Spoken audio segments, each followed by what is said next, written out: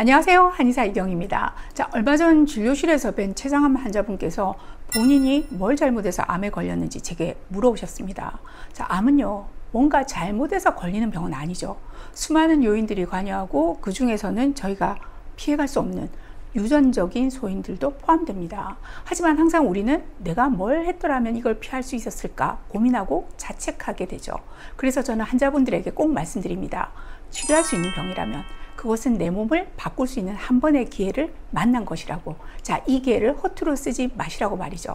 그래서 저희 CS에서는 암재활 면역 치료로 입원해 계시는 환자분들에게 치료 외에도 건강한 식사, 청정한 환경, 어싱이나 명상 등의 프로그램이 균형을 이루도록 노력하고 있습니다.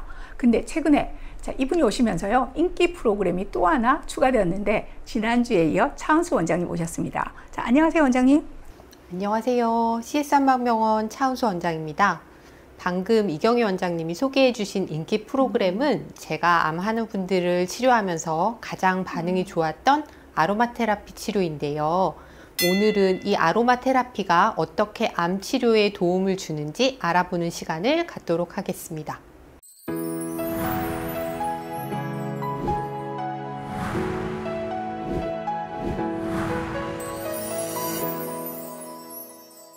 아로마 테라피, 즉 향기요법은 오랜 역사를 자랑하는 자연요법의 한 영역이죠. 근데 차 원장님은 특별히 이 아로마 테라피를 오래전부터 관심을 갖고 활용해 오셨다고요? 네, 제가 한방병원 수련의 시절부터 관심을 갖고 임상에도 적용을 해왔으니 대충 25년 정도 되었네요.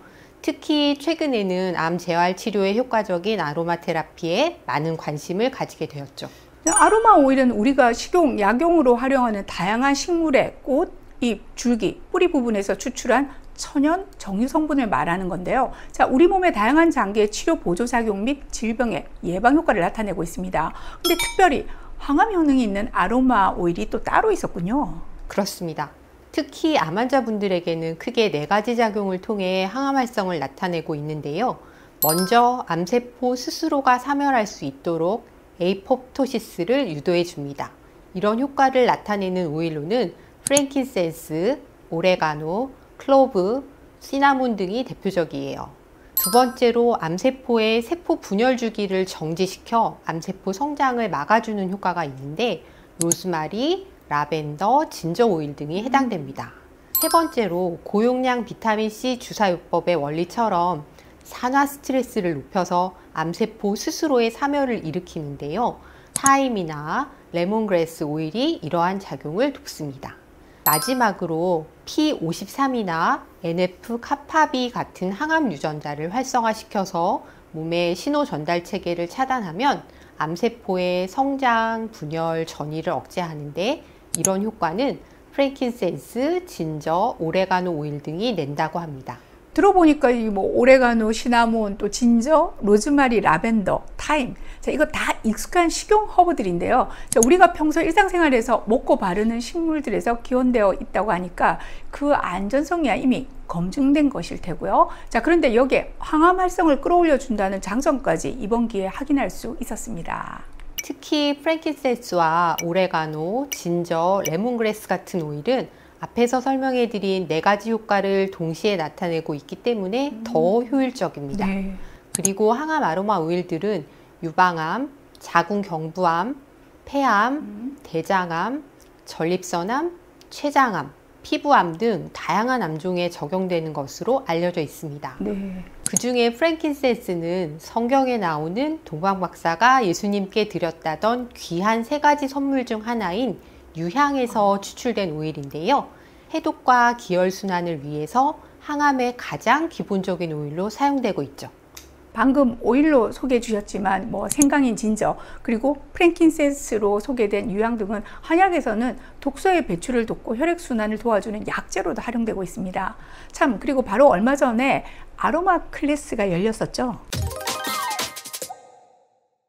저희 CS에서는 암 환우분들의 항암 과정 중에 부작용을 줄이고 항암 치료의 효과를 높이기 위한 다양한 아로마 오일을 소개하고 체험해보는 클래스가 매달 열리고 있습니다. 특히 이론적으로 효과가 있는 오일들 가운데 나에게 더 잘 맞고 편안한 오일을 환자분 스스로가 고르고 만들어갈 수 있도록 해서 반응이 좋은데요. 클래스에서 만든 오일을 직접 챙겨 가실 수도 있습니다. 단 수업 내용의 특성상 소수 인원만을 대상으로 해서 개별 맞춤 클래스로 진행하다 보니 대기가 있기도 합니다. 자, 클래스가 진행되는 공간도 CS의 자랑이죠. 소르젠 명상실이잖아요. 차분하고 안정된 분위기 속에서 가벼운 명상도 함께 이루어지다 보니까 참여하신 분들의 만족도도 더 높았던 것 같습니다. 분위기도 분위기지만 아로마 테라피 자체에는 항암으로 인한 메스꺼움이나 식욕부진, 불면증, 전신 통증, 손발 저림 등의 완화에 대한 효능도 기대할 수 있는 건데요. 자, 마지막으로 암 환자의 아로마 오일 활용 시에 주의사항도 있을까요? 천연 성분의 아로마 오일이긴 하지만 일반인에 비해서 암 환자들에게는 각별한 주의가 필요하기는 합니다. 일부 오일들은 항암 약물과 상호작용이 있을 수 있으니 주치의 선생님과 오일의 구성에 대해서 잘 상의하면서 사용할 필요가 있고요. 유방암이나 난소암, 자궁암 등의 여성암의 경우에는 제라늄, 펜넬, 아니스 같은 특정 오일들은 여성 호르몬과 유사한 작용을 나타낼 수 있어 피해야 합니다. 피부가 약해지기 쉬운 암 환자의 경우에 아로마 오일을 원액으로 바르는 것은 금지해야 하고 네. 부드럽게 흡수를 돕는 캐리어 오일로 충분히 희석을 해서 피부 테스트를 한 후에 적용하는 것이 안전합니다. 결론은 아로마 테라피에 대한 이해도가 높은 전문가의 지도하에서 환자분 개개인에게 맞는 최적의 조합으로 활용할 것을 권장드린다는 건데요. 자, 오늘은 우리 몸의 면역계를 활성화시키고 항암 과정에서 나타나는 부작용이나 불편감을 개선하는 데 도움을 준다는 아로마 테라피에 대해 알아봤습니다. 자, 좋은 내용 준비해 주신 차은수 원장님 그리고 시청해 주신 구독자분들께 감사드립니다. 감사합니다.